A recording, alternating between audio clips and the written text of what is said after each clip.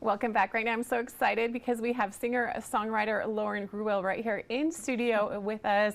She is from Salem, Utah, is doing really great things with her music and also focusing on mental health. Lauren, thanks for being here today. Thank you so much for having me. I'm happy to be here. So nice seeing you in person. Thank you for getting up early, making the drive up here. You're Very welcome. nice to meet you. I'm so impressed with your work. Thank you. Let's start with your story, especially as it relates to what you're doing as a Christian singer-songwriter. When you think back to when you were younger and where you hoped to be at this time in your life, what made you decide to go into music? You know, music has always been like the biggest part of me. Since I was little, I was singing. My mom used to put me in the high chair and I'd pound on the piano and sing la la la. So I got the nickname as Lala, but it's always been like my true love. And later on in my life, music was really like a therapy to me. It was the way that I processed trauma and hardship. So it's just always been what I've wanted to do. And I feel really fortunate that I've had that strong desire since I was young. And as you look at your journey as a singer-songwriter, you started out singing at such a young age. Yeah. When did you start writing? That's a good question. So I would kind of jot little things down when I was maybe starting around the age of 8, but I didn't write like my first real song until I was 12. And I can really pinpoint that year because my brother passed away that year. He died by suicide, and it was a really devastating thing for my family. And I think I turned to songwriting as a way to process those emotions and cope with that loss. So I started writing as a preteen and I've never stopped. I'm so sorry to hear about that loss. It's Thank you. Really incredible that you are so open and willing to share it because it has played such an important role in your music and in how you have been able to process that grief, especially at such a young age. Was that first song about that, or was it just more a way to kind of take that grief and channel it somewhere else? I think it was more the latter, kind of channeling the grief. I actually, for many years after his passing, I tried to write songs about him, and just about those emotions, but I really couldn't do it. It was too painful. And so the first song I actually wrote about my brother, I wrote in 2018, and it's called Now I See. And that one's kind of a perspective of losing a loved one to suicide and my feelings on that. So it took me many years of healing to be able to actually write music about my experiences with him.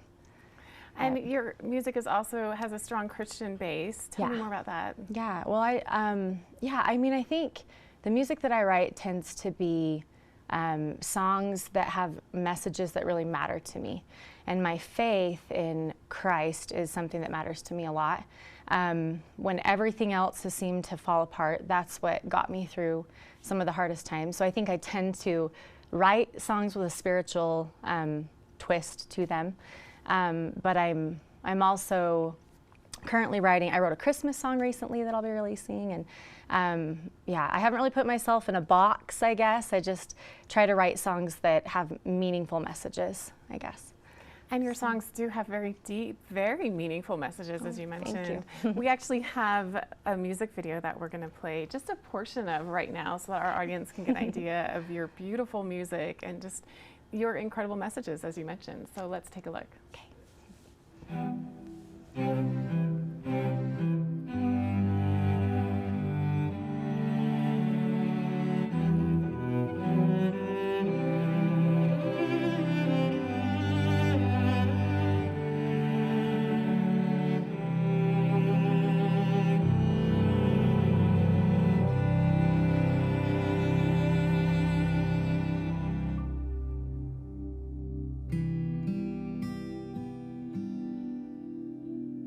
10 years old in a hospital hall, waiting to hear the call, to be led back to you in a room with padding on the wall to protect you from you.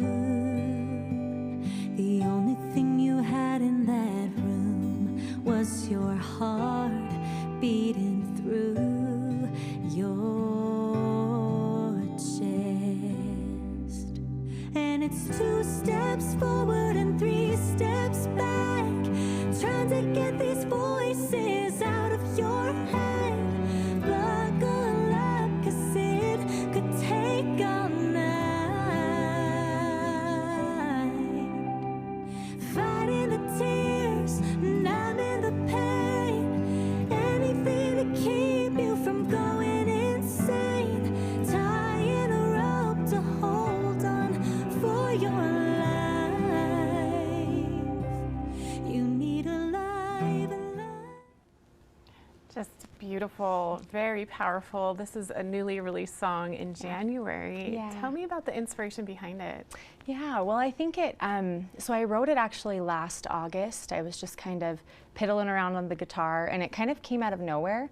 But I think it was just a little bit more healing happening and processing my story, basically. So this song is kind of a chapter in my life story. I don't want to say my whole life story. But I would say it was the most impactful thing that's happened to me. So it's about my brother's death by suicide initially. And you can see the words in the music video. I wanted to add those because they add a lot of, like, I think, depth and broaden the meaning of the song. And I felt like this video was all about connection and trying to help foster conversations about mental illness and suicide and those things. But as the song goes on, so it's about his death by suicide, and then it's also about that cycle of trauma and the severe depression that I had after he passed, and anxiety, and him needing a lifeline, and then in turn I needed a lifeline. And I wanted to bring kind of a hope at the end of the song. Like, if we dig deep and we fight that fight, that there's hope and that there's always a lifeline, and we're never alone, and there's always a way out of our grief and our heartache. Oh, as you mentioned, because of the beautiful way that you did the song, and as we saw in the video, everyone can relate to the messages in this. And I personally think it's so important to talk about mental health, to help people know they're not alone in this fight, and to be able to reduce that stigma. Have you gotten, what feedback have you received from this song, and do you feel like you are connecting on that level?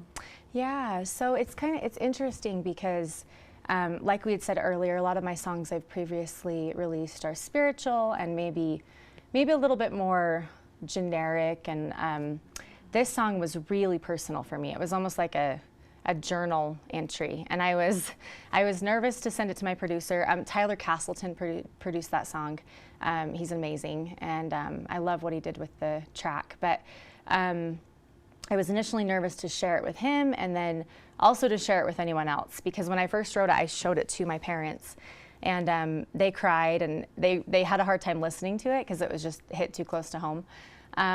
But those nerves I felt initially, I was really grateful that I pushed through and just said, you know what, I'm going to release it. I have a vision for the video. I'm just going to put it out there because I think it's an important topic that needs more attention.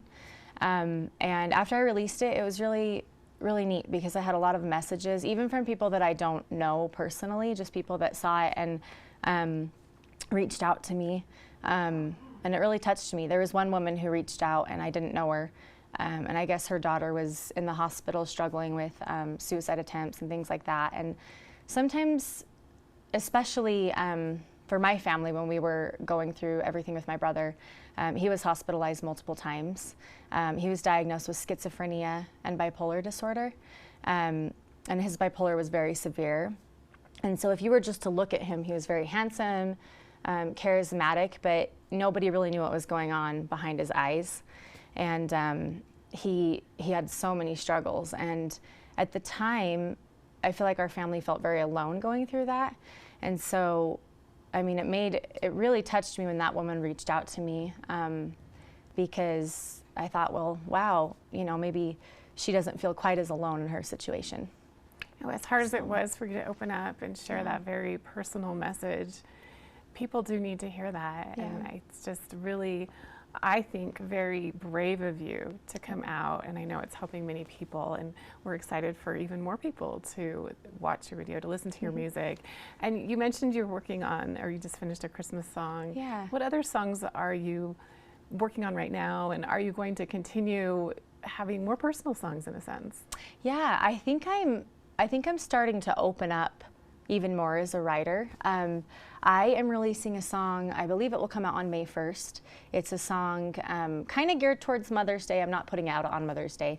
I want to be sensitive for Mother's Day because I know a lot of people have different feelings about that. But it's actually a song I wrote about my kids, and it's called Stay Little. It's really cute, and my kids are actually in the video. So that's coming out May 1st. I'm really excited about that. I've been doing some co-writing with a friend. We're releasing a few songs.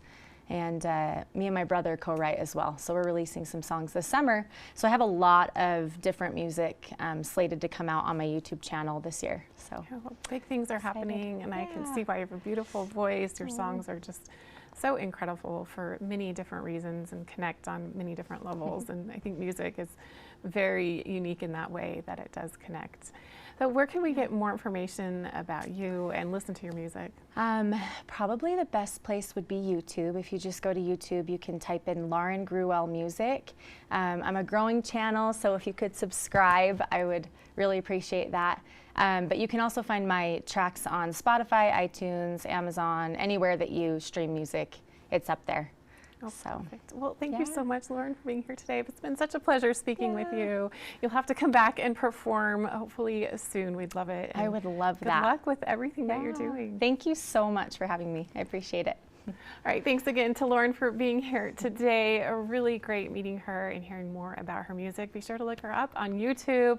Watch her entire video that we showed earlier in this interview. Listen to her music. Wherever you listen to music, you'll be able to find Lauren Gruwell. We'll be back with more here on Mountain Connections right after this.